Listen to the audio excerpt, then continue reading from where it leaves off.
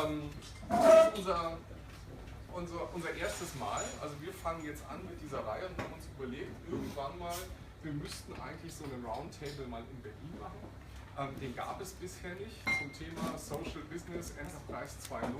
Da habe ich irgendwann den Sigi angerufen und habe gesagt, ich habe den Luis hier. Ja, und was wollen wir mit ihm machen? So, sorry, we have to talk in German right now, but you can change later.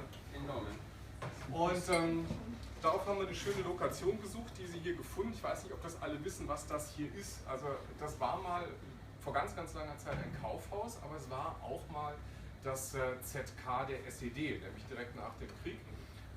Saßen also hier die Bonzen. 1953 wurde hier demonstriert, als die Aufstände drohten.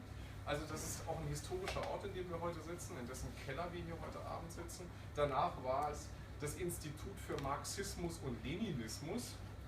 Und ich glaube, wir haben einen studierten Theologen mit dir dabei, also wir könnten eigentlich den Diskurs jetzt anfangen. Ja. Also wir freuen uns, dass ihr da seid. Ablauf, der Luis wird nachher übernehmen, in English of course, und über Organizational Leadership in the Digital Age reden. Und wir wollen danach möglichst offen mit allen diskutieren, weil ich weiß, dass ganz, ganz viele hier sind, die sich mit diesem Thema jeden Tag befassen. Draußen an den Fernsehgeräten natürlich auch, an den Empfangsgeräten. Wir haben gedacht, wir machen das zusammen, um auch die Verbindung über ganz Deutschland zu knüpfen. Ich selber komme ja, wie unschwer zu hören, aus München. Und wir beide mit unseren jeweiligen Firmen arbeiten oder treffen uns seit vielen Jahren immer wieder an diversen Situationen, und wir dachten, dass die Zeit reif ist, dass wir sowas jetzt mal hier in Berlin starten und dann vielleicht auch irgendwann mal an anderen Standorten machen, damit wir einfach den Gedankenaustausch, den Erfahrungsaustausch zum Thema, welche Konsequenzen hat denn eigentlich Collaboration, welche Konsequenzen hat die Digitalisierung, wie gehen wir damit um, und die einfach mal in lockerer Runde auszutauschen. Genau. Müssen wir sonst noch irgendwas sagen? Organisatorisches, bedient euch nachher, wenn wir fertig sind, gibt es hier noch ordentlich zu trinken. Cocktails bitten wir nachher selber zu bezahlen. Dafür reicht unser Budget. Genau. Aber ansonsten ist jetzt erstmal für alles gesorgt, nachher auch für Wein und andere Lustbarkeiten. Jo, starten wir. Lassen wir uns mal überraschen, was der Luis zu sagen. Luis, it's now your turn. So my turn. Yeah. Can we have drinks? Shake the drinks. Okay, so we switch to your iPad. And this is the source.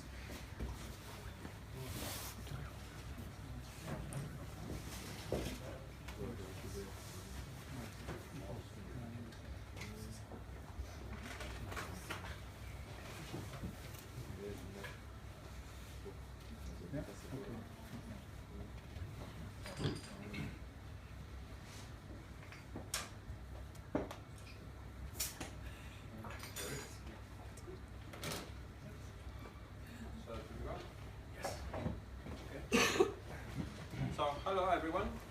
How are you? Good. We're doing fine. At the end of the day, kind of like, hurry up, drinks are there, you know, like. Okay, so what we're gonna do is, well, what I'm trying to do, or what I'm going to try to do, is to give you a few ideas that I have been working with for the last 3, 4, 5 years, in terms of where I feel that leadership is moving to. And when I mention leadership, I mentioned a little bit as well about management, right? Traditional management, which is why I have got some slides, and the title is Leadership in the Digital Era, and then I put here a footnote from hierarchy to hierarchy. How many of you have heard about hierarchy before coming here? 3, 4 people. Okay, that's good, because then everything is going to be new to you. For those who know already about it, you can move on and live now. So what we're going to try to do is I'm going to try to basically tell you what I think is the main reason as to why we have got massive business problems today, not just in Germany, all over the world. And I'm going to tell you what I think is the main reason why we have that problem, and then I will try to tell you what I think is the solution to fix it, right? The thing is that when you see the solution to fix it, you already know what the solution is. It's just that somehow we're not applying it. And that's when I would want to interact with all of you to share some ideas and have some debate about it, and hopefully to discuss a little bit more about how you feel within your own organization. So if you're running your own business, how do you feel about it as well? Yeah. If you're a manager, how many of you are managers in your current position? Oh, you're going to have a very tough time today. Very tough, because I'm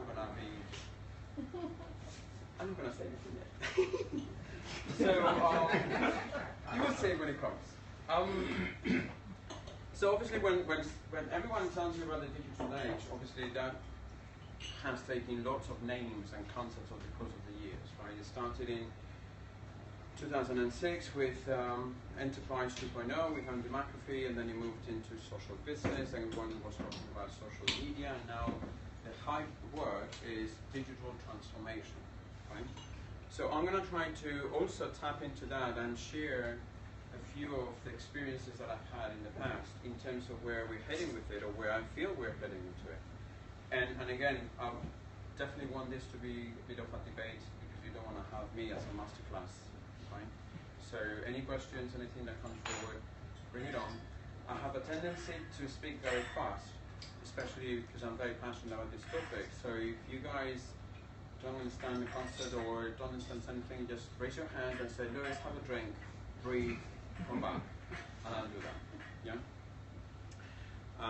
Part of the reason why I speak very fast is because I'm also Spaniard, right? I live in Spain, so that, you know, the Speedy Gonzalez thing, that's me. So what I'm going to try to do is essentially trying to show you what it will be like. So who is this Luis Suarez to start with? Obviously I don't play soccer or football, as you can see. I don't bite unless I'm utterly provoked.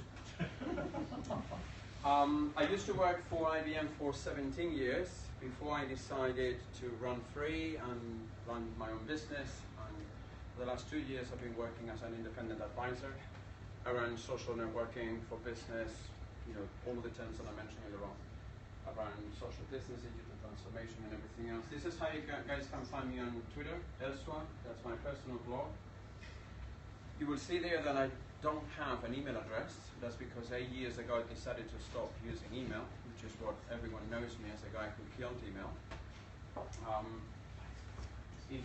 Those of you who know me from the past, you will be wondering, did you stop using email, or did you stop giving up on email after you moved from IBM? No, I still do it. I run my own business as a consultant or as an advisor, and I don't use email with my clients. And then people will probably wonder, like, how does he do it? We will talk a little bit about it as well. Yeah? The idea here is to give you basically a glimpse of something that it's been in my head for far too long, which is very much related to why we have the business problems that we have today. Anyone here doing knowledge management, traditional knowledge management? Traditional? Okay, let's say new knowledge management, whatever that is, right? For those folks who were doing knowledge management, this is the #1 mantra that they keep fighting. Knowledge is power. It's an endemic problem from Europe, where depending on what the country that you go to, they will tell you that knowledge is power, and if I share my knowledge, I share my power. In fact, plenty of the managerial positions, the only reason why they have that particular position is because they have the knowledge, right? So what I'm going to try to do is I'm going to try to destroy that, and I'm going to basically counteract it and say that it's not that knowledge is power, it's actually knowledge shared that is power, right? And I will explain what it is like the more proactive we are in terms of sharing what we know, how we work, and everything else, right? That's the main premise. And if you look into it, if you look into any kind of organization that has to deal with knowledge, right, especially now that we're moving into this knowledge economy, this is actually one of the reasons that drives me crazy every day when people, they tell you that they are so social that it sucks or stinks. And yet when you tell them, when you ask them, what knowledge do they share about how they run operations, they don't tell you shit about it. Excuse my French, but this really aggravates me, right? Because they still cling to that. with whatever new tools, with whatever new social tools or whatever, they still cling to knowledge is power and everything else. Have you ever wondered why when we go to conferences we keep hearing the same stories from the same companies and not the new ones? I've been doing this social networking for nearly 17 years and I keep hearing the same stories over and over again from few trailblazers, few companies, lots of them in Germany, which is why you guys are ahead of the curve from most of the cases. But if you look into it, there are stories from companies that have been doing this digital transformation for the last 6, 7, 8 years. The new ones, they don't. Why? Because they still cling to this knowledge is power. So why should I share my case study, my lovely story of how I'm transforming my organization when people can take advantage of that? And I go like, really? Haven't you learned anything in the last 20, 25 years? Right? That whole notion of knowledge sharing and collaboration. So knowledge is power, and yet, this is our #1 business problem. You know, when I do lots of presentations with clients and at events, I keep asking people, you know, what is the #1 business problem that you think your organization has? And then people tell me, yeah, you know, we have got communication problem, we have got bureaucracy problem, we have got customer problem in terms that we can't retain our customers, we have got customer satisfaction issues, we have got the issue as well that we don't innovate fast enough. And those are all business problems, they are, right? But at the end of the day, to me, this is the #1, which is essentially employee engagement, or in this case, the lack of employee engagement. Now, if you look into it, employee engagement is a fully loaded word at the moment, especially in HR. Anyone of you working with HR or in HR? 2 or 3 people? I don't know if within your organizations you're already talking about employee engagement, but essentially is what everyone is talking about as the next revolution, is how do we engage employees, how do we re-engage employees. Talking to HR folks, I will tell you that some people actually prefer not employee engagement, but employee involvement, which is probably much more accurate as to what they would want to do with employees, right? Because engagement is all about a two-way street. The employees are engaged as long as the company is engaged. The problem is that most organizations are not engaged with their employees, right? So some of the organizations, what they're doing, or some other people are actually using employee involvement. But the problem is that we still have got that issue. We still have got that employee disengagement. And this actually has been my broken record for the last 4 or 5 years. Ever since I bumped for the first time into a study that Gallup, the research company in the US, does every year, where they measure the employee engagement of the traditional standard knowledge worker, the average knowledge worker in the corporate world, not just in America, they do it worldwide, right? And the latest data available that we have worldwide is coming from 2013, so 2 years ago. And what would you say is the percentage of engaged employees worldwide? What would you say? Those of you who know, shut up. Let the other ones guess. What do you think? Have a guess. Well, given the lacking two-way nature of engagement by the companies, it should be under the 50% or so. Under the 50%, so here's what 15% in here. Anyone else? Meine Kollegen waren über 3%. The company, the less than engagement. Ich glaube, das sind aber die meisten. Right? So worldwide is actually 13%. Right? And then when I talk to executives and I tell them, you know, do you realize that 13% of your employees are engaged and are the ones who are doing the full potential of what you offer as a business? And they say, don't you see that as a problem?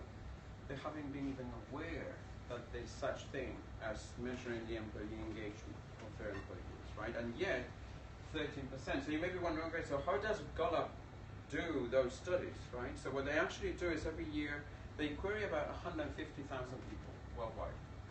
And they ask them 20 questions. And the 20 questions are all sorts of very different questions around, you know, do you feel motivated? Do you feel that you're worth and recognize that work? Do you feel that your manager understands who you are? Do you get proper tools to do your job? Do you, or are you buried in bureaucracy or bureaucratic paperwork that you need to do work? So they do all of those 20 questions, very thorough, and then they pull those statistics. And worldwide, like I said before, is 13%, which means that 87% of employees nowadays, they don't give a shit about what you guys do at work. And I mean that literally. They don't give a shit about what you do at work. Why? Because they're disengaged. So now here's the fun part. So what would you say is the percentage in Germany? So worldwide is 13%. So what would you say is the percentage in Germany? Look around yourselves with your colleagues and how you interact with them, and I bet that you already know the ones who are engaged and the ones who are not engaged. So what would you say is the percentage? It's nearby the same. Nearby the same, 13% as well. It's a bit more. Bit more. Yeah, but why a bit more? Because you know, from 13% Because we're Germans. 25. Okay. 25, yeah. 25%. We have more of an engineering culture, so Okay. they get interested in things out of themselves. So to Okay. You can fake better. You got it. Out. Before you get to go. Right, so for Germany, it's actually 15%. what? So about the same range. I mean, here's why I paused dramatically, silent for a while, to let you sink on that. Right? So it's 15%. And not engaged is 61%, but this is what I find really terrifying. Yeah. The 24% of actively disengaged people, so basically people who are disengaged already and who work really hard to disengage everyone else. If you got 4 colleagues, one of them is that kind of person. Mostly the managers. Thank you! Yes! That's right, that's exactly the point that I want to make now, which is why I'm going to make your life a bit miserable for managers. Don't worry, then I'll buy you drinks. Don't worry, that's all right. No, but here's the thing. This is Germany with 50%. You guys can go, there's a link in here where you can actually go to any other country. I have seen countries, for instance, 2 years ago I was in Prague, and the engagement there is 9%. Oi. In Prague, yeah. So for the Czech Republic it's 9%. Now, which one would you say that is the highest, most engaged country in the world? No. Something. Excuse me. One exercise for all of us. Go and check the Nordics, and it's absolutely horrifying, the level of disengagement in those countries. I still can't figure out why they Japan. allow this. China. How about Lithuania? China? Did someone say China? Japan. No? Lithuania, China, no? for example, which is Lithuania? No? a modern state and so on. It's very far away from here. Is it Japan? Australia? No? They're actually roughly around the rest of the European countries between the 15 and the 20%. All of the well-developed countries, there isn't anyone that goes beyond the 20%. Which Okay. I find really... No. India is actually not even 10%. New Zealand? No. Costa Rica.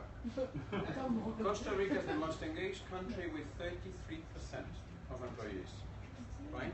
I don't know if you guys buy into all of these rankings about the happiest country in the world, but up to not long ago, Costa Rica used to rank the #1 before Denmark took over.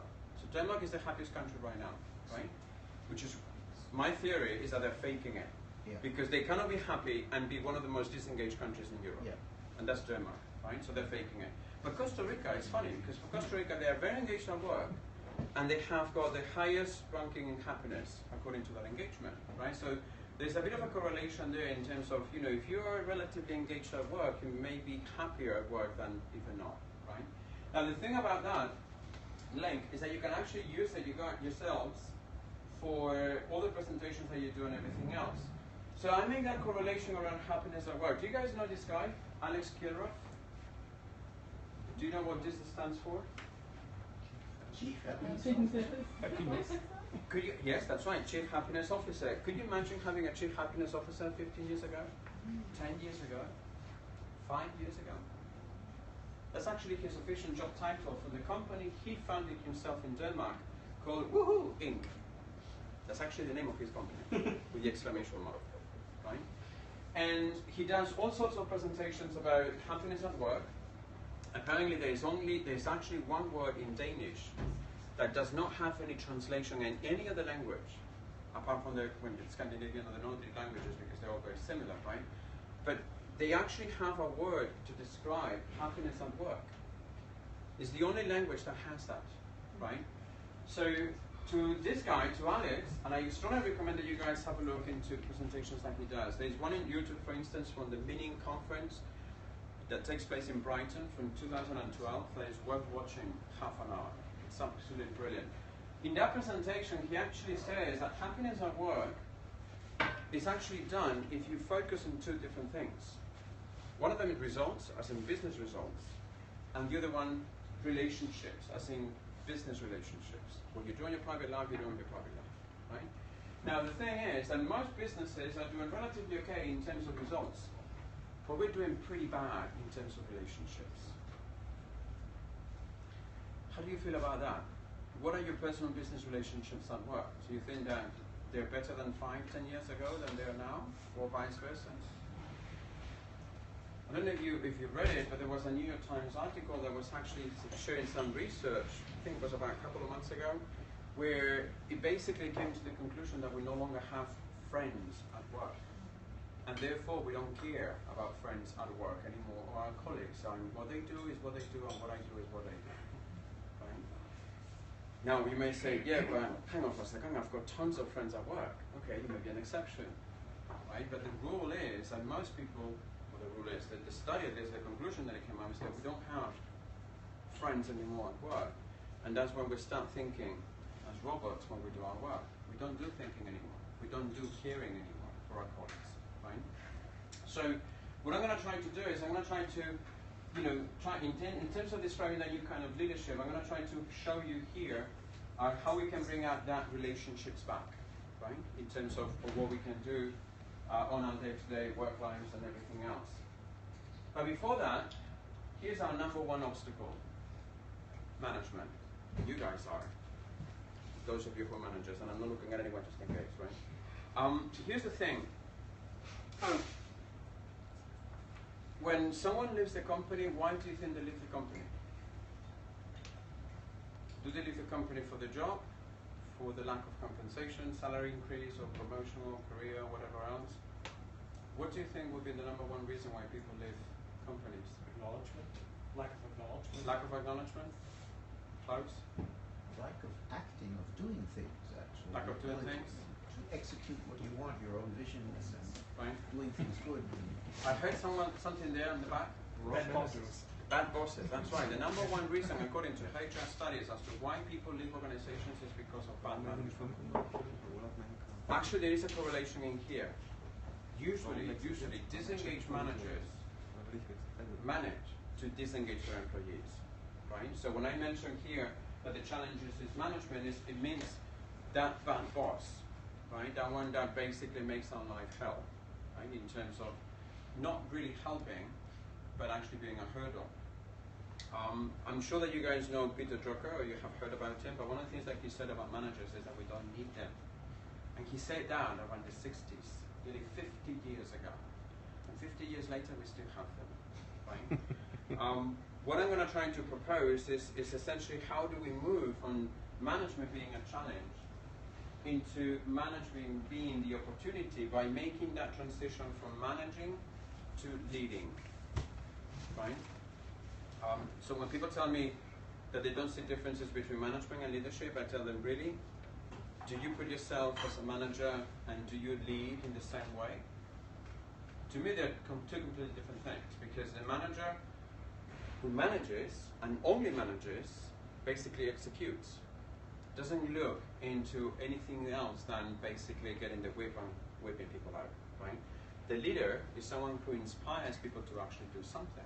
And in fact, there's this lovely chart that I found on the web that basically describes quite nice the difference that I see as well from what a boss is and for what a leader. A boss is sitting on the top of the table and then hitting everyone with a whip. A leader is the first one who goes ahead of the pack, leading the rest of the group, right? Now, there are lots of things in here in terms of what defines a boss and what defines a leader. I'm going to leave it up to you for later on when I share the slides. But this is a very nice and interesting exercise for you to figure out if you are more on the boss side or if you're in the management side, or sorry, the leadership side, right? And the interesting thing from doing this exercise is that it will help you understand how, depending on the situation, depending on the context, and depending especially on the kind of work that you have, you will be entering the world of what they call situational leadership, where at a certain point in time, you would actually become a leader, even without having the official title of a manager, right? we already do that. For instance, when we talk about cruise, flights, and everything else, everyone knows that there is a boss, which is a captain. But if something happens, everyone else chips in with that situational leadership according to what the context is and what needs to happen and everything else, right? The same thing happens, for instance, when we do in the film industry, movies, and you have got like a crew getting together in terms of playwrights and actors and everything else. They have that situational leadership going on as well. So it's not something new that we're doing. In fact, situational leadership is a trademark from one of those psychological thinkers who back in the 70s already put together that term, right? So we're probably not inventing much on that one yet.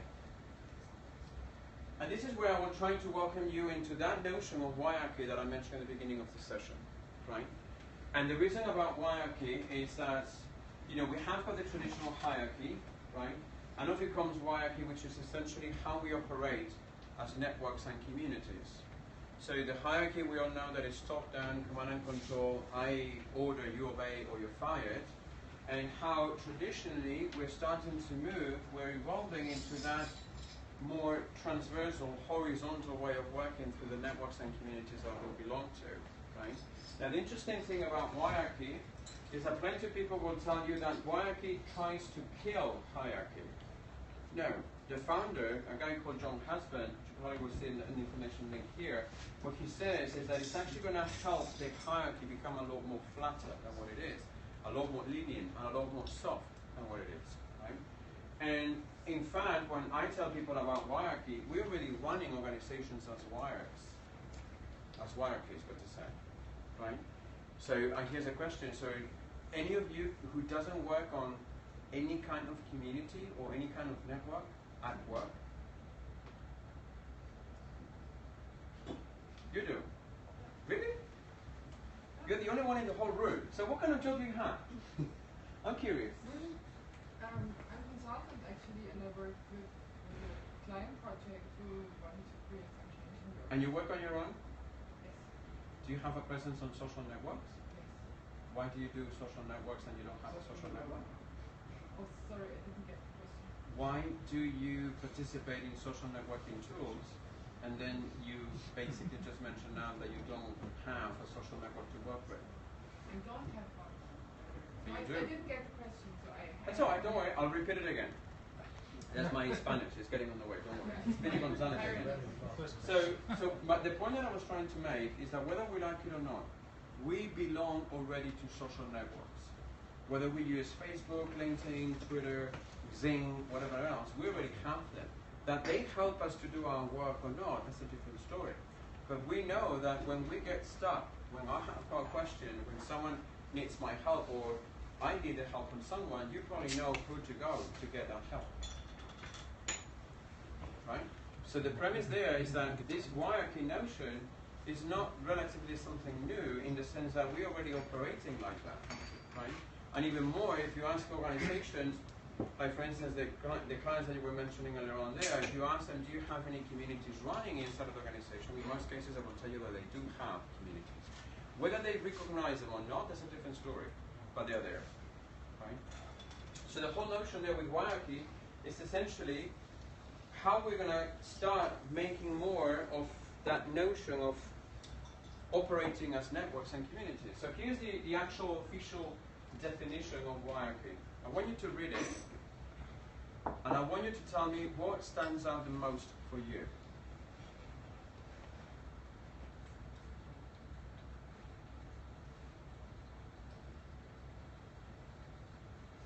What is the single key word that highlights for you? Trust. Trust. Okay. It's not the one that I'm looking for. Two-way. Two-way. Why two-way? You said that two-way? Why two-way? I assume it's still new for some companies. The two-way communication, collaboration.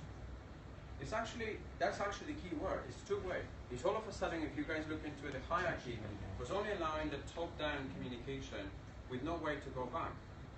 And what hierarchy does is not just doing the top-down, but it's also doing the horizontal one. So it's the two-way. It's actually basically telling that traditional role of management hey, if you want to engage with your employees, you need to be at the same level as them, which means that you need to establish that two-way dialogue where indeed we have got, based on knowledge, trust and credibility, which are three other words, keywords in there, authority and power, but eventually is that two-way where we no longer retain that control that we think we have, and we actually relinquish it, right? That's a two-way conversation.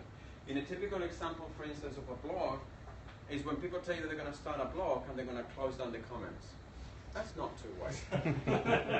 And yet, it's what most executives will do, because they're terrified that people will come back and ask them something. And when they respond back, they will tell you, what do I respond? If I say something silly, I will look like an ass. I said, well, if you don't say anything, you are already an ass.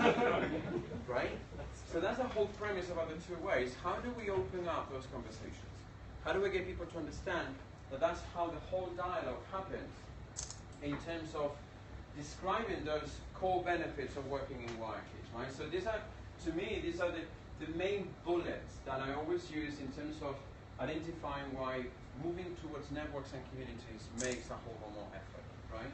And it brings lots of benefits in there. But the first one, problems are solved faster.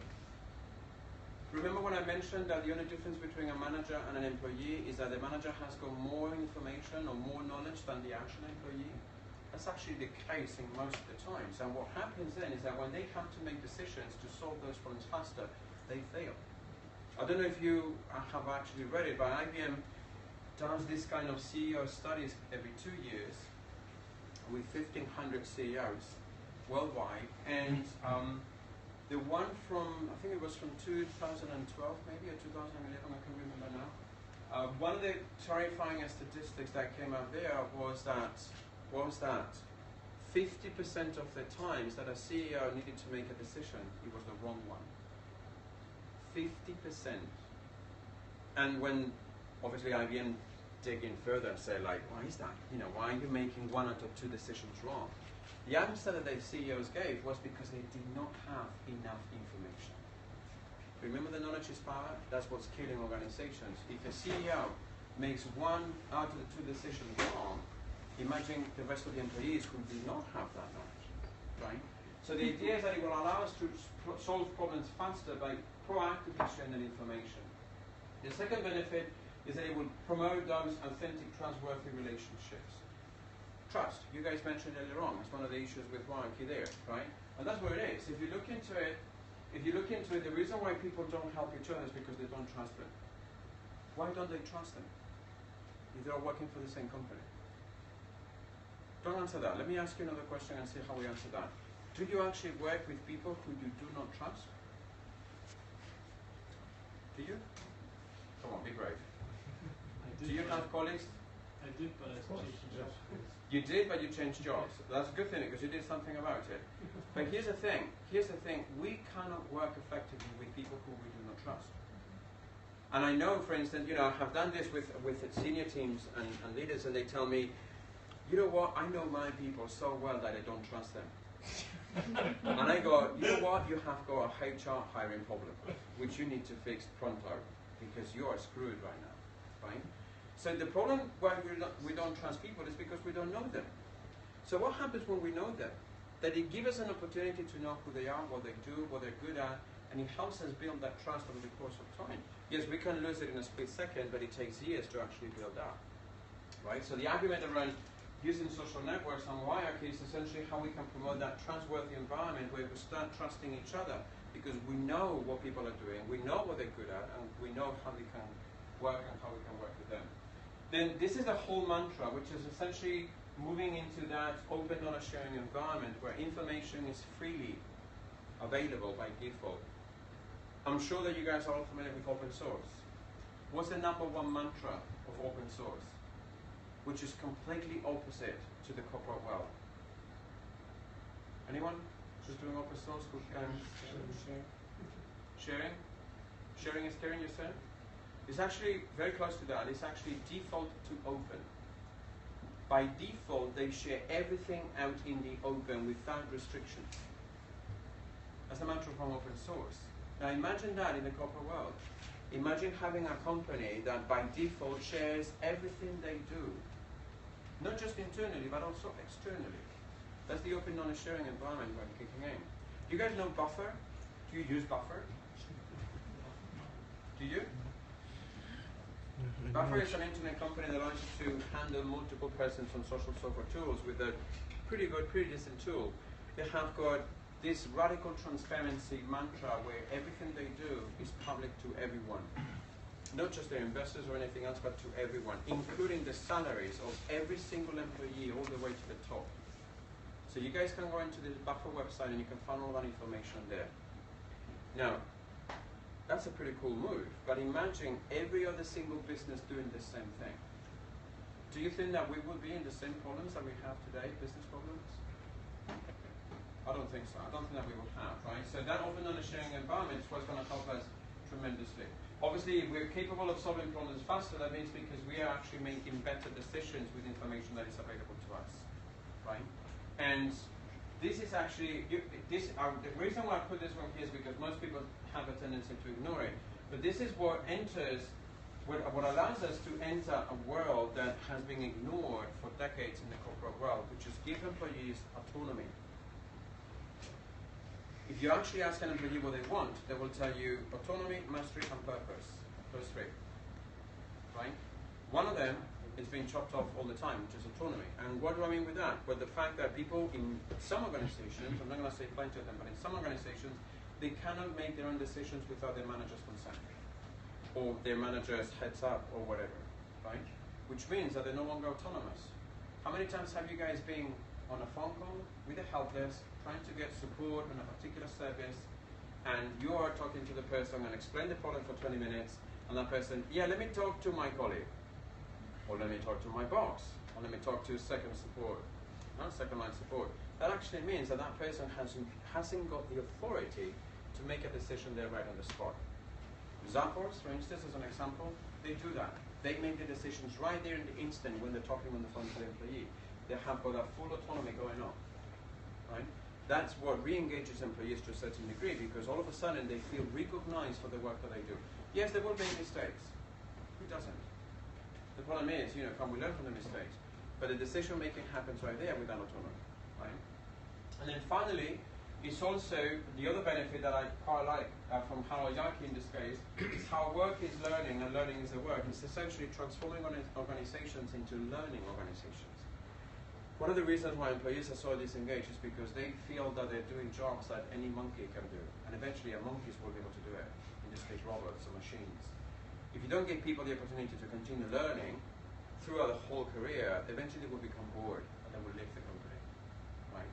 So transitioning into that learning, someone made a comment? No? So the idea is how we're using social networks, we're transitioning into that learning organization. Now let me ask you guys, has there been a single day where you go into your social networking tools and then you come out, the day or whatever, with the feeling that you haven't learned anything at all?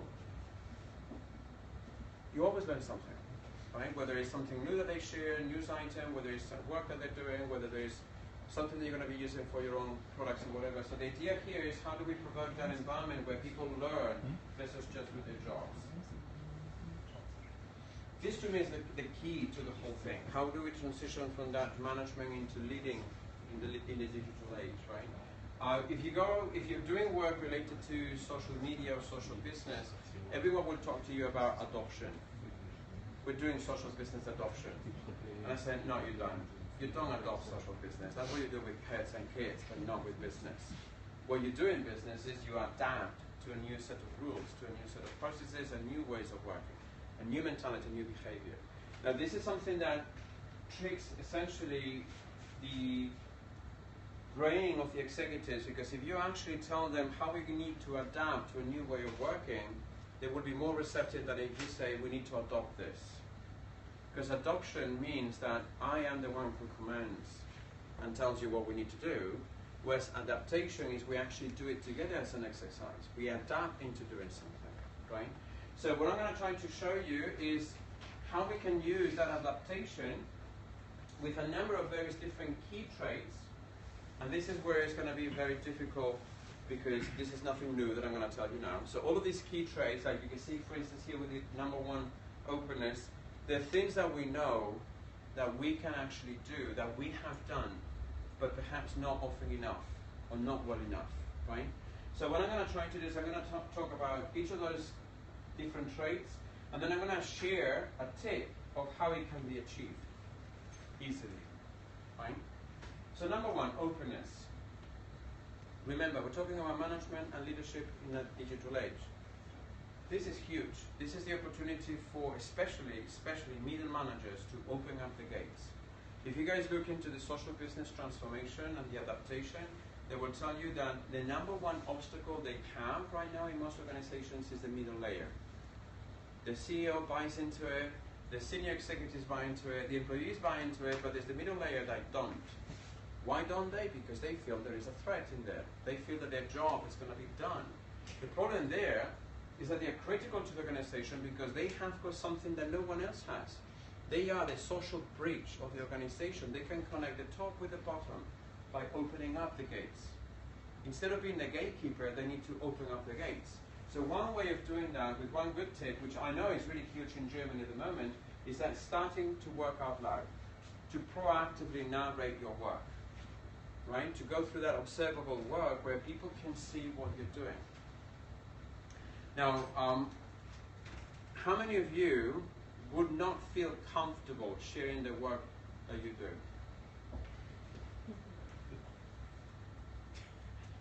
None? Seriously? When I do this question in Southern European countries, everyone raises their hand.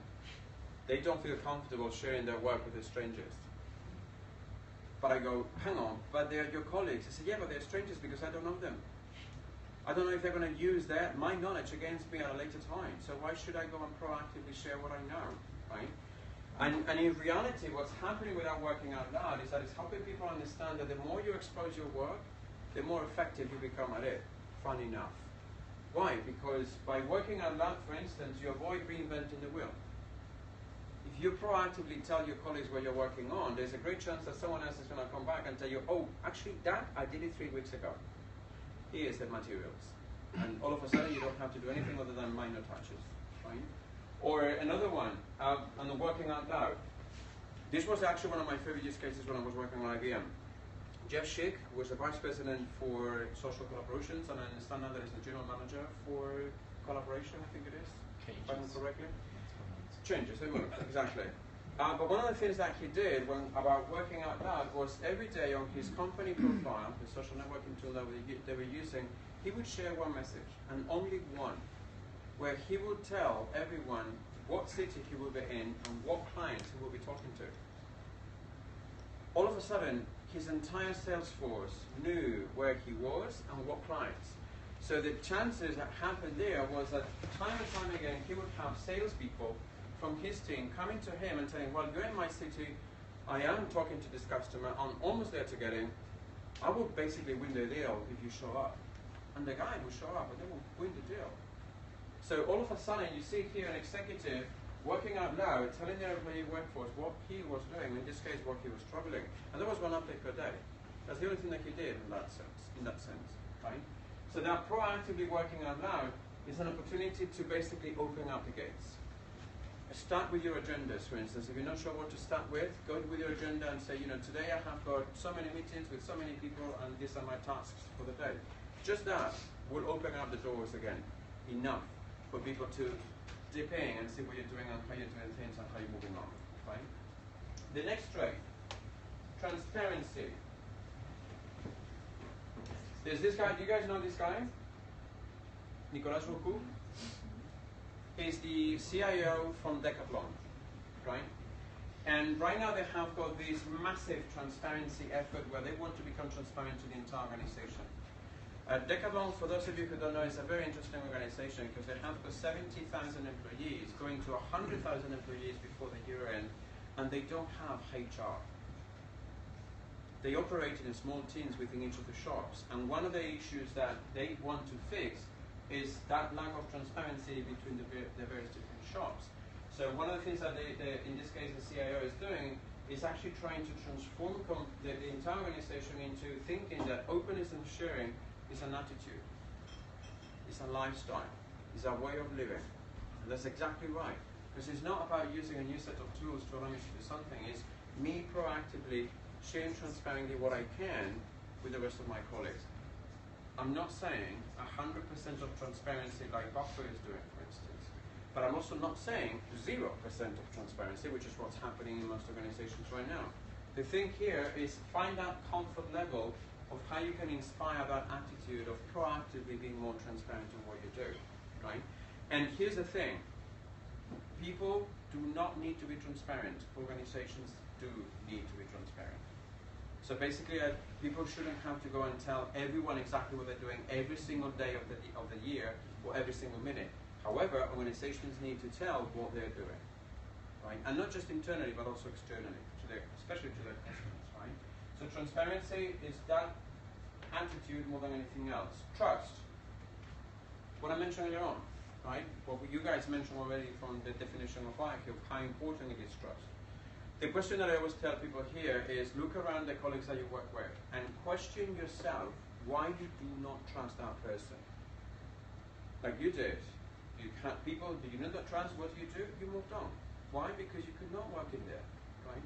Most of the problems that we have in the corporate world, in whatever the organization, whether it's a small business or a large business or whatever, they are self-provoked. We are the ones who provoke our own trouble in most cases, right? The opportunity here with that trust is if I have got trust issues, what can I do to improve my social capital skills? Social capital, for instance, is a whole notion related to knowledge management from the early 90s. It's not new. It's not through social tools, by the way. Social capital is essentially the conversations that we have in the corridor, in the coffee corner, or the bar later on with the cocktails or whatever else, right? So the opportunity here is how do I improve my social capital? And even more, if you're running your own business and you don't have any other colleagues, you need to be able to improve that social capital by going out there and finding peers and colleagues who are doing similar things to what you're doing and connect with them and build that social capital. Right? Well, that's a major change and challenge for the way we work today or we're organized today. Because what we see, especially in big companies, is that we are kind of we have an ego-driven system. So, you know, I'm a manager, I look at my management area first, and then, you know, I look what the company needs, right? And the same for single employees, blah, blah, blah. So it's actually I think that's the major topic is really, I mean, trusting, which goes together with openness and all that stuff, is the major issue that we have today. Because everybody's just looking at their own thing. Have you ever figured out why they're looking at their own things?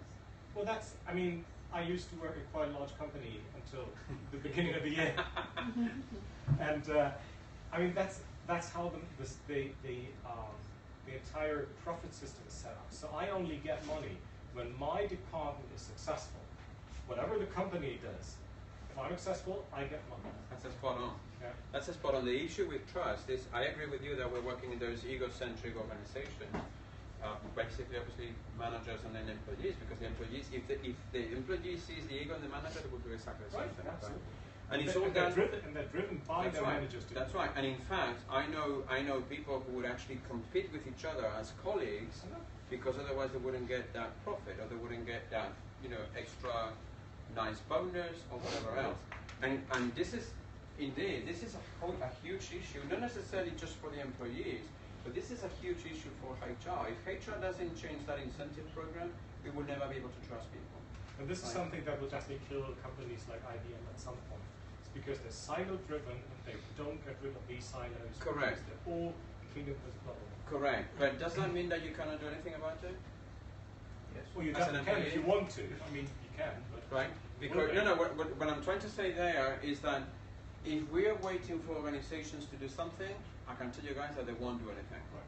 Why? Because those who do not trust are on the top and they're actually getting nice, lovely, fat bonuses at the end of the year that everyone else isn't. Right? So the thing is if organizations are not going to change, if we are the ones who need to change, what can we do as individuals in the organization? Right? Now, this is a very huge topic on its own in terms of what HR can do. But one of the things that employees can do is essentially do not give a shit about it. Do your work, right? And what happens then is that, yes, you may not get the bonus a year, or 2 years, or 3 years, But as soon as you start breaking the model, and as soon as people see you actively trusting others out in the open, they're going to start questioning, why is this person doing that? Why are we not doing it? And eventually, what we've done with that is try to put cracks on the system, on the wall, and then digging on that crack till the wall tears apart. The thing is that if we don't do it, HR is not going to change, and top executives are not going to change. And let me ask you guys one question. Who do you think HR is paying more attention right now to? What's the choice? The choice is executives or the employee? Excellent. Executives. Yeah. If executives say, you need to do this, you need to do that. So HR has become more operational and execution than looking after the well-being of the employee. That to me is the biggest problem ever, because that's what tells employees, we don't give a shit about you because you are our resource, that we can get rid of it as soon as we possibly can and get new ones or whatever else. So the transformation there that needs to happen in terms of that trust is how do we transition from human resources into human relationships? It's a still HR, but it's more into how do I look after the well-being of the employee. I'll tell you what, I don't know if you realize about it, but there are lots of people in HR organizations or HR departments that are starting to see all of those talent wars in terms of how they retain, especially the younger talent, and that's going to kill them if they don't pay attention to things like changing the incentive systems and everything else. There's one example that I give you that is possible to change.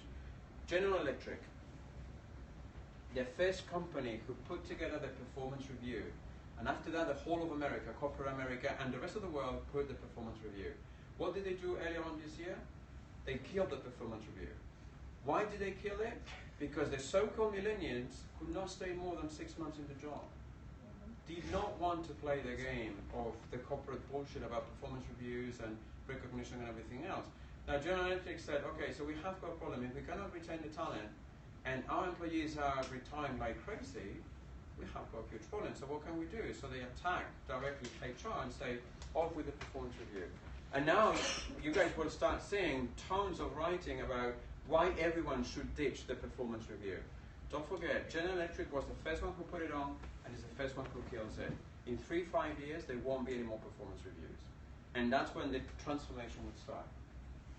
But GE is an engineering company where the retention of people going into pension is more highly critical than a company selling software and so on. Sure. People are totally exchangeable in the sales business. Well, in GE, somebody who knows his turbines, you won't get them again so quickly. But the thing is, and this is a problem not just from GE, but from the corporate world in general, that right now, for instance, as an example, just in America, 10,000 employees daily are retiring for the next 19 years. That's a huge problem. By 2020, 50% of the active working population is going to be the employees younger, the so-called millennials and Gen Z. In 2025, so 10 years from now, and you guys may say, what, 10 years from now, I'm retired. No, I'm all not. all of you, you're not, right? But in 2025, the percentage of the active population for millennials is going to be 75%. If they cannot retain that 75%, no matter what the industry, no matter what the sector, they will be screwed, right? So the situation is, how do we accommodate to the needs of those younger generations, as well as handle the ones who are still there? Because remember, like you well said, those people have got the 25, 30, 35 years of experience. That the last thing that you want is let them see go without their knowledge being transferred somewhat, somehow, to some of those younger tenures, right? So that whole thing, indeed, is all about trust. It's how do you inspire that knowledge sharing, those social capital skills, and starting, obviously, HR with that transformation with the incentives, right? Now, moving into the next trait, authenticity. Someone actually, or a bunch of you mentioned already fake. I'm faking it. This goes against it, right? This is, I don't know if you guys have read this book, which I can strongly recommend, from Frederic Laloux, Belgian guy, called Reinventing Organizations. It's a bit fluffy bunny, hippie type of book of what the ideal world of organization should be like. It's a good read. Pay attention to the actual case studies that it has. It's got some interesting companies in there. One of them, for instance, in the Netherlands is an organization called Buurtzorg. which is actually nurses, home care. They have got 10,000 people, they have got no managers, 3 people on HR, free to manage the payroll and everything else. And they only have 1 CEO as the senior position, right? And they have 10,000 nurses throughout the whole of the Netherlands. And they're already working with the NHS in the UK to implement that system, right? Anyway, I go back to that book, Reinventing an Organization. It's a really cool book. One of the things that Frederick mentions there is that whenever we enter the workplace, we put on a mask. And we play the role that the workplace demands, not who we are, right? So we don't basically work in terms of, you know, the authentic you, that be you, because most of the people feel like, well, if I go at work and I am who I am, then people will feel that I'm the weird one, the awkward one. So I have to put on my mask and I have to play a role and play that role. And then when I get home, no wonder I feel stressed with that mask, right? So the idea here is take off that mask. Seriously, who gives a fuck who you are? As long as you do your work, as long as you actually have got that opportunity to share, collaborate, and work with your colleagues, the authentic you will always be you, no one else. So the message that I always tell people is, why bother? Why pretend to live a double life? Right? So the whole message here is proactively live that authenticity. I don't know if you actually, I go back again to these CEO studies from IBM. The last one that they did, one of the key results was that one of the first things that they were looking now into the employee workforce was actually creativity. They want to have creative people. Now imagine this, can you imagine yourself being creative and not authentic? That's a bit of a job in there, right? So don't forget about that authenticity. Don't forget about being honest. This is basically one of the things that I love to do when I was working on IBM, especially with that profile of very high senior people who had everything, right? Who knew everything and who were so-called experts, right? And it's true, they were so-called experts because they were 20, 25, 30 years in the field and they knew everything. They had an exclusive portfolio of clients and direct access to executives. They had huge salaries and everything else. And I always basically come back to them and say, right, how long do you think it's going to take for 25 punks under 30 getting together and reproduce the expert domain that you have? Just enough to get by. And they would basically come back and tell me, oh, it would take them years, like it took me years. And I typically go back to them and say, well, it's going to take them 6 months or less. Which means that at that point, you're no longer needed, right? So this whole honesty thing is to realize that we're all experts on our own domain, that no one knows it all. That the challenge that we have is that there's always going to be someone out there who knows more than we know. The challenge is, do I know that person? And the interesting one is, am I connected with that person? Because if we're not, we have got a problem, right? And remember, we're moving into that world where information flows freely. And everyone will know more than you do. Whether you like it or not, there will be someone. So the challenge is, how do I keep honest to myself and figure out how I connect with those people? The autonomy one that we mentioned earlier on, right? And this is essentially how we become a lot more autonomous in organizations. Now, the good thing about doing this is that when you actually tell employees that they need to be more autonomous, they freak out. Do you know why? Or can you figure out or say a reason why you think that employees don't like being autonomous? Because they used to be led, they used to be managed. Yes, develop that idea further. It's actually a practical reason for it. Maybe not happening. Okay, let me rephrase that. In the Northern European countries, it doesn't happen that often. In the Southern European countries, it happens a lot, right? But it's basically that. Lots of people like to be led by others. They like others making decisions for them. Because if the decision is right, the other gets the credit. But if the decision is wrong, oh, it was my boss who made that decision, I just executed it. So my boss was the one who fucked up. Excuse my French. So I wash my hands. That kind of responsibility is out of the equation for them. And there are lots of people who like to live that world, who basically care at the end of the month for my paycheck, and that's it. And I just basically do what my boss tells me to do, right? However, the whole thing changes when you bring in that autonomy. And bringing in that autonomy means something so relatively simple like find your allies, find your buddies, your mentors, your mentees, right? The idea, when you go and talk to executives and leaders about, I don't want to start blogging or microblogging or whatever else because I don't know what to talk about, I don't know how to use the tools, I don't want to embarrass myself, what should I talk about? That to me is the perfect candidate to go and say, hey, let me pair you with someone who's a lot younger than you so that you can actually work with them. In some circles, it's known as reverse mentoring. Don't like that term at all because it's actually mutual learning. So I teach you how to use the tools and how to adjust to the new mentality, and you teach me how to run the business. Right? Because I may be that leader of tomorrow, right? That will run the business. So that autonomy is important, that figure out basically that you're not alone when you start that journey. Right? You need to find someone who will be able to help you out. Now here's the thing, going back to the basic need of knowledge sharing.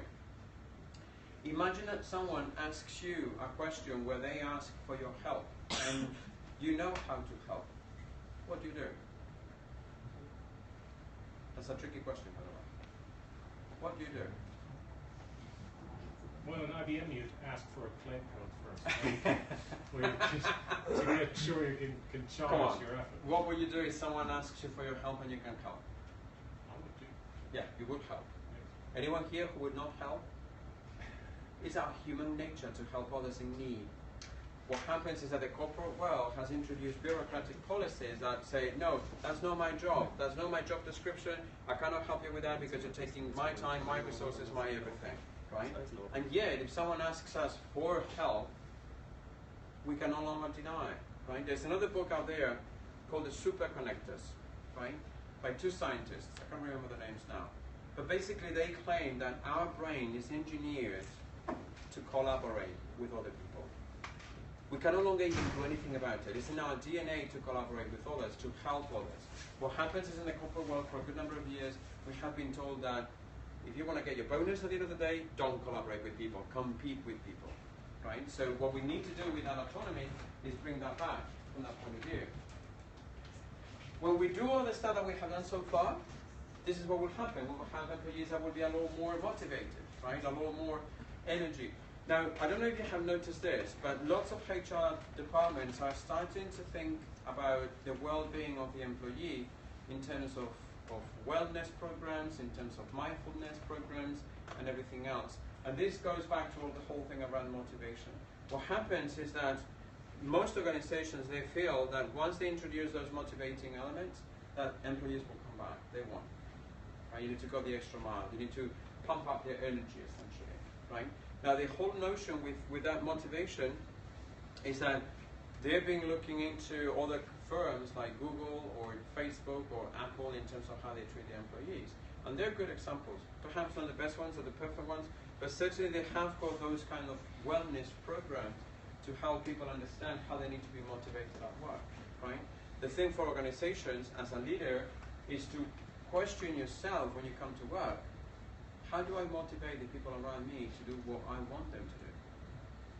Ordering and commanding and control is no longer going to do it, as we saw in the percentage of disengaged employees, right? So think about how you're going to motivate your employees.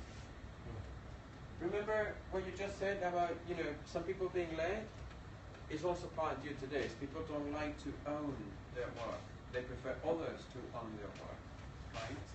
So what's happening here is we need to help people understand how they need to be able to re-own their work, right? Now, here's the problem. We go back again to HR.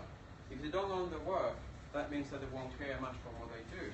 If they don't have incentives, if they don't partake for the profit share, for instance, or for other perks that the organization has, they won't do it, right? They won't feel that they own it. This is one of the reasons why you guys probably have heard a lot about self-managed organizations, right? The whole thing around holacracy or sociocracy, or hierarchy, and all sorts of hierarchies. What they do is they bring back that whole notion to the employee versus the manager, right? The good thing about the ownership is that we have got tons of examples already. I mentioned earlier on that Dutch organization of nurses, right, that operates in teams. They have got full ownership of the work they do with their patients at home, right? There's another French company called Favi that they produce auto components, car components, right? 40,000 people, so it's significant, right? They operate pretty much like every employee owns their work. Morningstar, do you guys know Morningstar? The largest producer of tomato products. So every time that you have some tomatoes in a can, they're probably produced by Morningstar, right? They don't run with managers, they run self-organizations, and every employee owns a part of the business, literally, right? It's a very democratic organization where they make decisions democratically as well. So there are tons of examples. This is the, the reinventing organizations. We'll give you another 4 or 5 more examples. It's actually a very interesting case, or I can't remember the name now, of a high school here in Germany that has got that model with the actual teachers, where the teachers themselves are the ones who put together the program for the students based on the feedback they get from the students. I don't know about it. In Spain, that would be like sacrilege, like sing, right? And yeah, they're doing it, and with better results than the traditional high school systems. Yes. A lot responsibility, right? There's one thing here that I always tell people, right? Be responsible for your choices, training, skills, and career. If this is one of the things that I learned from my first manager back in 1997. He was Dutch. So if you guys work with Dutch people, you will understand what I'm about to say. They're very frank, very open, and they tell you you're full of shit when you're full of shit. Right? So I had the first interview with him when I was working with him in the project, and the first thing that he said to me that got stuck in here, this is 18 years ago, was, I will not look after your career. You will need to do it yourself.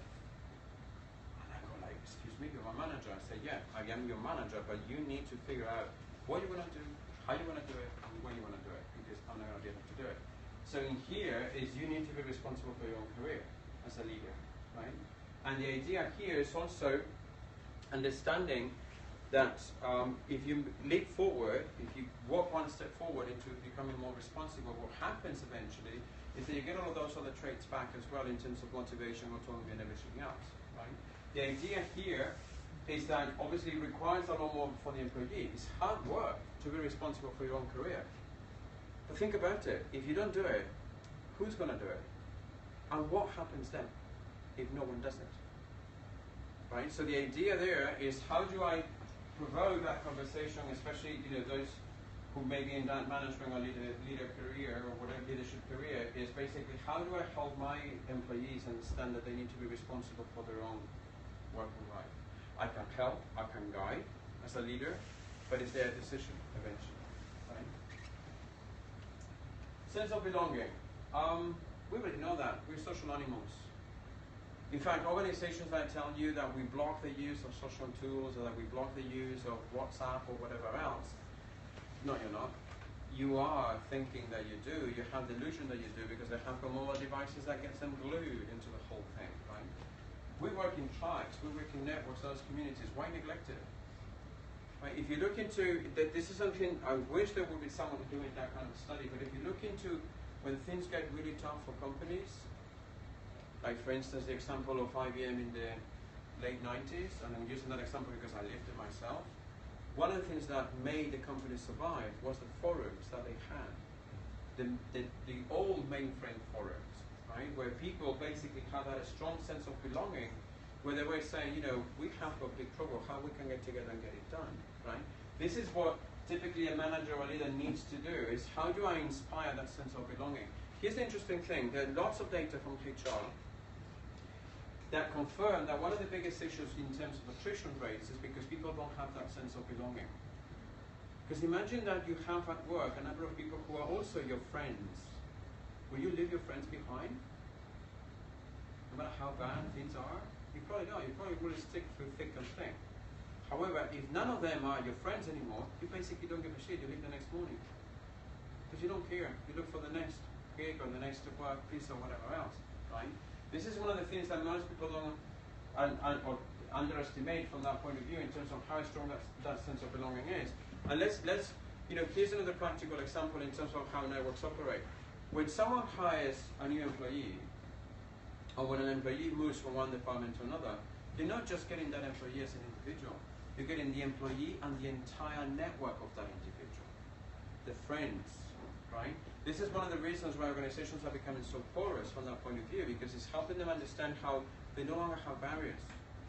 All of these digital tools, they're helping people build those strong links and sense of belonging in terms of how they work, right? So build on that. And back again to the conversation that we had, recognition. For HR needs to change, right? They need to move from paying attention to leaders and executives to move into looking after the well-being of the employee. And that's talking about the public recognition. Now, I don't mean a salary increase alone. If it happens, great, but there are lots of other things that motivate people to come to work, right? The thing that you mentioned earlier on, Rainer, the acknowledgement, the recognition. When someone gives you a pat on the back saying that job was well done, that's great, but if it's actually done publicly, right, that sense of being a strong reputation is even stronger from that point of view. Imagine this, imagine that you guys working for organizations, you're doing hard work, and imagine the CEO publicly congratulating you and your public profile. How do you feel about that? Will that really make up for the actual organizational disrecognition of the employees, which is happening in the companies? It does. It does. And you know why? Because of something that Rainer mentioned earlier, ego. We're ego beasts. We live on that ego. Right? So if I have got someone who recognizes my work, my ego gets a boost. Not necessarily because I get that recognition, but because everyone else can see that I'm the cool guy or the cool lady. And if it happens in the open with my networks and communities, the networks and communities are going to feel, oh my God, we have got someone who knows shit about this stuff and is really cool, and it's actually our friend. Right? Well, actually, I have the experience of getting my recognition mainly through my customers and not my colleagues. That's even better. Okay. That's even better. And you know why it's better? Because the actual employer, whoever that is, will never be able to fire you. Even if they want to, they will not be able to fire you. Why? Because they know that the moment that they lose you, they lose their customers. I think they're too stupid for that too. Well, that's a different discussion. But what happens, I had situations working with clients where they would say, what happens if the employee becomes too attached to the client? Yeah. And I say, that's the best thing that can happen to you, because for as long as they're attached to the client is yours. The moment they leave the client. And if they leave the client goes to somewhere else. Usually to that person, wherever they go. Right? You know what that is? When we mentioned earlier on about relationships, that's personal business relationships. Yeah. Yeah? Coming close to, this is my favorite slide. Talking to customers. This is what essentially when I talk to clients and I ask them, what's your purpose? What do you want to do? Most people would tell me, drive profit share, increase revenue, retention and everything else. And I basically show this line and say, what's your purpose beyond that? And they say, I don't know what you mean. I say, imagine your customer with that happy face. That's what it's all about. That's what it's all about, is how do we put smiley faces on customers based on the services that we provide, products that we sell, and experiences that we provide. Right? There was another study done in terms of social media marketing that basically confirmed that we don't buy products for the sake of products. We don't buy the latest gadgets. We buy them for the experience that we get out of them that make us feel better. That's our biggest smile. Well, you should also bring this down to employees. What's my purpose in the company? It's not just the client. But if I have a purpose, if I see a purpose in my work, if I see that I make a change, blah blah blah, that's my face, isn't it? Yeah, absolutely. And that's what many people don't know today. That's true, but I feel, and you're spot on that, I feel that the reason why this does not happen to employees is because every morning we don't keep questioning to ourselves, what's my purpose? Why do I get up every morning? We stopped the time we didn't have an answer. Right. I stopped asking myself, what's your purpose if I don't have an answer? Because I'm not asking the same question tomorrow. Right. So the thing is how do we provoke that question for ourselves when we come to work, right? And in most cases, that's actually not happening because what we have is that sense that, I do what my boss tells me to do. That's not a purpose, I'm sorry. Because when your boss moves, you're still left behind and you still have to figure out what your purpose is, right? In fact, one of the things I always do when I go to clients for the first time as an advisor and everything else, and they tell me, we want to use these social tools and start our own digital transformation, my first question is, what's your purpose? What do you want to do? what do you want to achieve by the end of the day? And if you tell me that you want to use tools because the competition is using it, that's the wrong purpose. If you want to tell me that you want to use the tools because you want to cut costs, that's the wrong purpose. If you tell me that you want to, use the tools or start using the tools and processes and everything else to transform the way we work, that's a different story. That's a purpose in there, right? So it's always trying to figure out what's the purpose, and not just for the organization itself, but also from, so to speak, for the employees. So imagine asking your boss, your executive, that question. What's your purpose? What do you think is their reaction? Will they tell you, like, it's none of your business? Or, oh, here's my purpose. Right? This is a whole thing in terms of how aligned people will be from that point of view. Next to it, and this is the previous to the last slide, this slide and the next one, they come together. Part of my beliefs have always been that the reason why we have got that employee disengagement so high is because we don't care for others. We don't care about what they do, how they do things or whatever. We don't care if they have tons of work and I don't have enough work myself. We don't sort of like proactively go and say, hey, I don't have enough work, how can I help you? We don't do that. We don't care. We feel that, they will be all right. And if not, hey, they may be not as efficient and effective as I am, right? This is a whole thing around caring. It's about coming to work every morning and figure out what your people are doing, your colleagues are doing, and see where you can help out. That was when I was working, as an example, when I was working at IBM, and I used to ask everyone, what was the first thing that you did in the morning? What was the first thing that you guys do in the morning when you come to work? Greet your colleagues. Greet your colleagues? Yeah, okay, after the coffee. After the coffee, what's the first thing that you do? Check emails. Check email. No. Check your agenda. Those are very individualistic activities because essentially they basically tell you, without you saying anything, I only care about me, and me. That's what email does, that's what the agenda does. What happens when instead of doing that, you go into the company enterprise social networking tool and you figure out what your network is doing at that moment, what they're sharing. And you find out that some people are asking questions that you can answer or help answer, that they're looking for information that you can help answer, or just essentially that they give you that sense of what's going on around you. The whole thing changes in terms of that caring. Now the good thing about caring is that if you care for people, that will care for you. That's how it works. And you're going to tell me, yeah, but I know people who don't care and will never care. Well, if you go in an environment where it's a lot more transparent, a lot more open, a lot more trustworthy, everyone will know about those colleagues who only care for themselves, right? This is about the givers and the takers. The question for us is, where do we want to be? On the taker side or on the giver side? If we don't care, we're on the taker side right now. If we do care, we're on the giver side. It's a lot more fruitful, believe me, to be on the giver side, right? And to me, this is the actual trait that kills it all, empathy. And this one really worries me because there are lots of psychological studies that are saying that the last 10, 15 years have been the less empathic era of our human species. And we're in 2015, for goodness sake, the 21st century, and we're less empathic. And yes, it's all the ego thing, right? But here's the thing. We're supposed to be more well educated. We have got better technology. We have got better processes, better way of life. And yet we're not empathic enough with our colleagues and our people.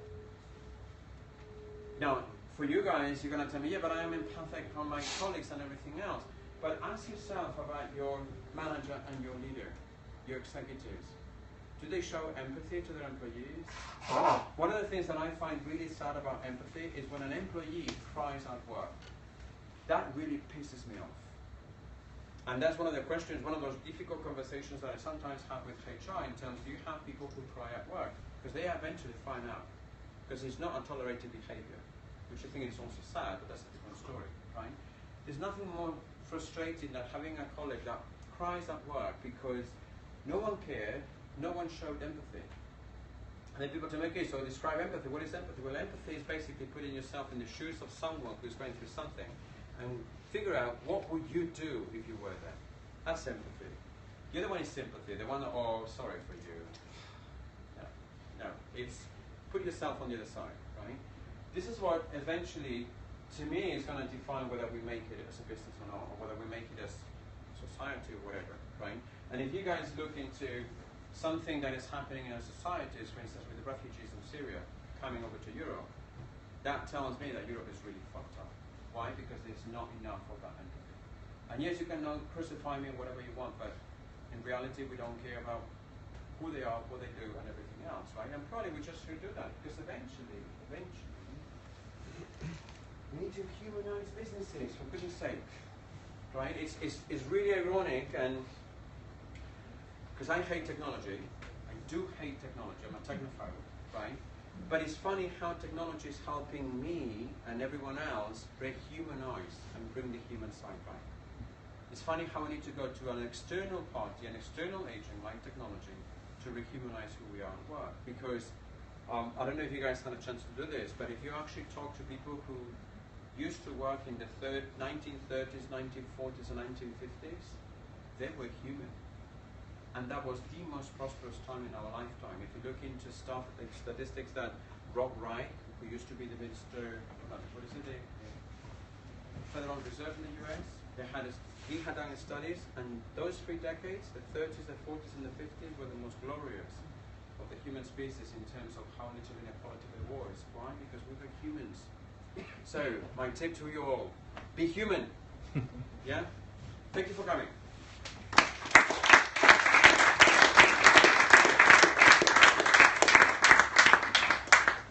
Questions? Because this is where we're going to open up a debate, right? Right. So, yeah, we wanted to ask questions and start a dialogue, but on the other hand, outside here, We are humans. Yeah, we're humans. We're humans. We want to ask questions. But I don't want to interrupt the discussion now. I just want to say there is food outside. We will bring it in. But first, questions to you. I have a question. How did you survive IBM? So, how can IBM? Okay, no, our ears are open. Create a situation where people like you can survive in a hierarchy. Okay. Rene, you can close your ears if you want to. Anyone No, I have open ears. Trust me. And you, oh my God. Okay, you guys can go for the food and then come back in 5 minutes. No, for those of you who don't know, I live in Gran Canaria, right? I have lived in Gran Canaria for 11 years now, so most of my IBM life was in Gran Canaria. My boss was in Madrid, and my project leader was in the States, in North Carolina, right? To give a little more context of how I survived, essentially. So basically, when I would tell people about the stuff that I did, I used to tell them that I actually lived in 3 continents. Because the Canaries, yes, it's European territory, but it's actually Africa, right? Then my boss in Europe, and then my other boss in the States. So how did I survive? Through my social networks. I know now, 2 years later, is the most critical component that I miss from the company. Hanging out with really smart people every day, learning every fucking day, and not giving a shit about what everyone else will say, but just focus on the network. That's what kept me going for 17 years there. Right? What do you mean with that? Give me more examples. I said, well, I care for my network. And eventually my network cared for me. The last 10 years of my history there, of projects that I worked with, they didn't come from me looking. It came from my network asking me, can you help us with this and work in this project?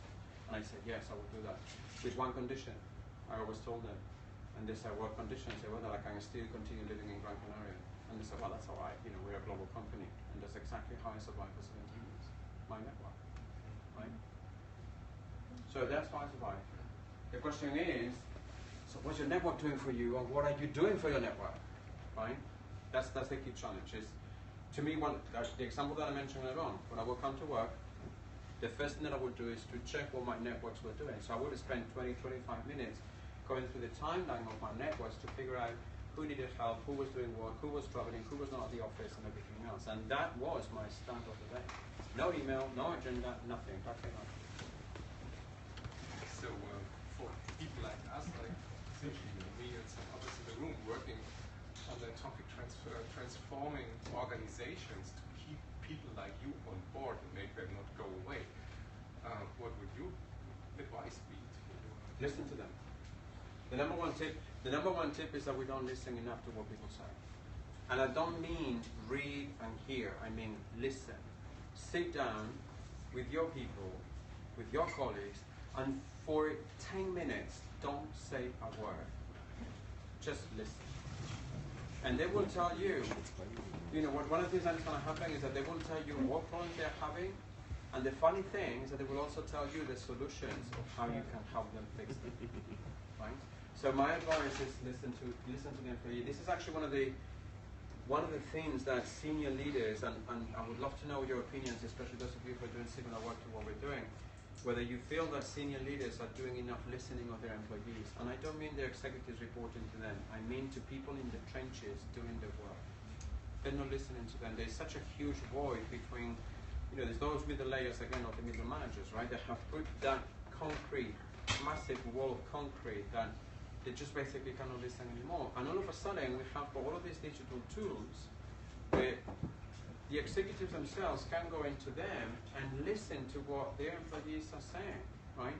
So the tip of advice that I always give is, when you just, as a leader, as a senior leader, when you start start this journey and you start using these digital tools and you want to transform and everything else, you don't need to contribute from day one. Because it's very intimidating, right? Especially if everyone is looking at you because you are our leader. But listen instead first. Go into the blogs, go into the microblogs, go into what kind of content people are sharing and listen to those conversations. There's a great chance they will give you the opportunity to then participate. Remember the definition of hierarchy, the two-way? You need to introduce that two-way. Or you need to work out the magic with others to introduce that two-way. Right? That's what I will do, so listen, definitely. More questions? Debate? Go ahead, Rudy. I think that to a certain extent you've sort of given us a medical case of things to do when you have pneumonia, like get oxygen, take your antibiotics, get some fresh air, do your asthma medication and stuff like that. And I think that there's a certain degree of sickness of organizations, I think. And I think a lot of the bigger they get, the more it's less of a bacterial infection you can manage, but more of a cancer, which needs major revision and maybe removal of tissue and things like that, and irrigation. Or a much more radical approach, or simply close the damn thing down. Right. And what's interesting is that, given the way the larger organizations work, that they can still rumble along for quite a long time because they're still making money because of sheer size and so on. Mm-hmm. And I think the sort of middle-sized organizations like the Festos and the Borsts and so on, they have a serious chance of getting the curve and doing these things, and they're usually more engaged. So there actually should be a scale of pathology about how sick our organizations and what can be done to them.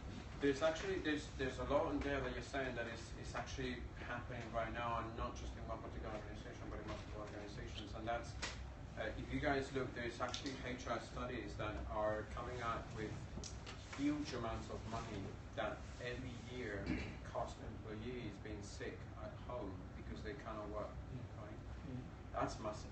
I mean, in the US alone, it was like 500 million or something a year. From companies that basically had more people at home sick than doing work because of that critical condition, right? And eventually, you're right. What I have given you is here's an aspirin that actually will help you to do that. But there are lots of cases where that illness may be very serious. And a good friend of mine, Howard Yaki, wrote this blog post in 2006, where he basically claimed that sometimes it's better to let the dinosaur die and wait for something new. I don't know over here, but that's actually something that is happening in Spain. You guys probably have heard about it. Spain has got the highest percentage of unemployed youngsters below 30, on 53, 54. In the Canaries where I live is 58%, right? You ask them, I get to talk to them, I love listening to them because they are the future. They're going to be my boss in 10 years. Yeah. So I talk to them, I listen to them, and we exchange ideas. And I always ask them, why are you not working? Why are you part of that 58, 52% of the country level that is not working when you are the most well-prepared generation ever, speak several languages, have got several degrees because you can find work or whatever else, so you're the most well-prepared generation ever, and yet you're unemployed. You know what their answer is? We want the system to collapse so we can build something new, and that's exactly what they're doing. But there's a strong Spanish community here of people who've come to Berlin, for example. True, and you know how does that hurt us? Yes, you're getting the best. In the sense, in the sense that the the Spanish government did a study of what it actually costs Spaniard to get university, finish off a degree and everything else, 132,000 euros, and then we send them to Germany, or the UK, or France, or whatever else, and then we get immigrants for whatever other country with very low paid jobs that someone has got to do. With all due respect, and I love them, lots of honesty there, lots of really good work. And they are the ones who actually end up paying the pensions versus those who have actually moved to other countries and didn't find work. But if you actually go and talk to the ones who remain there, who have got very strong family ties, and they're living on the pension, of their grandparents, like their parents are, right? They will tell you that they're waiting for the system to collapse, right? And then build something there. And you go, isn't it a bit too risky? And I say, we don't have a choice. Because people want us to work 50, 60 hours a week, a month, then whatever it is, for 600 euros. Could you guys live with 600 euros in Berlin? Imagine Madrid, Barcelona, Bilbao, Valencia, whatever, right? If you guys notice it, it's really fascinating because if you look into it, of everything that has happened in all of Europe, the governments have been very smart in not touching one single item that they know will have created havoc anywhere in the whole of Europe, and that's the pensions of the elderly. If they change that, the whole thing collapses. Why? Because they're sustaining everyone else, and that's the problem, right? If you look, for instance, into Scotland, right, they wanted to go independent. If you look into the votes, if you look into the demographics of the voting, they know we don't want to be dependent. One like huge above 65. Why? Because they knew that they were no longer get pensions, and they needed the money for the pensions. Right? It's really, really interesting to see how those societal changes that are happening, that are being impacted by how we use tools, how we use these social networking tools, is also reflecting in the workplace, right? And in that case, I can tell you, for instance, that I have worked with organizations where I had a number of different questions that I initially asked in terms of what's your purpose, what you want to do, and everything else. And I have gotten what I think are wrong answers in the sense of, if you're going that way, based on the experience that I have, you will end up and then. And that's when I realized that sometimes you need to let dinosaurs down. Right? And the other side, one second. The other thing is that if you notice it, this is actually about the topic, you see. The other thing is that if you notice, lots of corporations are or continue with the bad habits of letting people go, laying them off, right? And these people, they start building entire different ecosystems, what is known as the freelance economy or the gig economy, right? Where through the use of the digital tools, they organize in networks, right? Fluctuating networks, and they actually do their work. So what we're going to see eventually, and this is what has been my gut feeling so far, is that in 3-5 years, the vast majority of the work that we will do will not be within an organization. It will be outside an organization. And the large corporations will become smaller, till they will eventually disappear. So I don't want to stop the discussion, but interrupt for food. Food, yes, come on, go Food forward. and drinks, because I know that time flies, as James Bond says. Yeah, you know what I had my breakfast at 3 o'clock in the morning. Oh, so yes, I ate food. So let's get some food. It's informal, let's have food, and then start the discussion again, the Q&A again. So we are here. Break it up, yeah. whatever you guys. Okay. Yeah. Okay. Yeah. So they are coming and serving, so we can just They continue. already come in there. Yeah, we saw that. Thank you.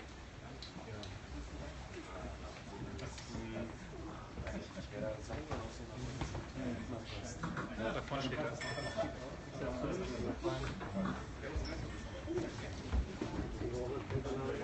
Yeah.